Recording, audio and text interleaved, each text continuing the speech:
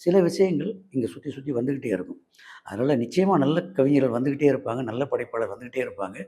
நம்முடைய தமிழ் ஆடியன்ஸ் வந்து எப்பொழுதுமே கதை வழியாகவும் சரி, கவிதை வழியாகவும் சரி, பாடல் வழியாகவும் சரி, அந்த நல்ல ஆன்மா உள்ள படைப்புகள எடுத்து கையில வச்சுக்குவாங்க. இன்னும் சொல்லப்போனா தூக்கி கொண்டாடுவாங்க. நான்லாம் உண்மையிலே இன்னொருத்திய இந்த அளவுக்கு பிரமாதமா கொண்டாடுவாங்கன்னு நான் எதிர்பார்க்கல. இந்த பாடல் வெற்றி அடையுங்கிறது மட்டும் எனக்கு தெரியும். ஏன்னா அந்த இசை, நான் இந்த சொல் போய் இப்படி சேரும்ன்னு கூட நினைக்கல. அந்த இசைய நான் முழுமையா நம்புனேன். ஏன்னா அவ்வளோ நல்ல அற்புதமான டியூன் அது. கதையும் அந்த மாரி நல்ல கதை. சரி, அதாவது அ 2 லெஜண்டுகளுக்கு இடையில இருக்கும். கதைங்கிற ஒரு லெஜண்டும், இசைங்கிற ஒரு லெஜண்டுக்கு இடையில நம்ம இருக்கோம். இந்த 2 லெஜண்டும் சேர்ந்து நம்மள தூக்கிட்டு வந்துருவாங்க. அப்படின்னு தான் நான் நினைச்சுட்டு இருந்தேன்.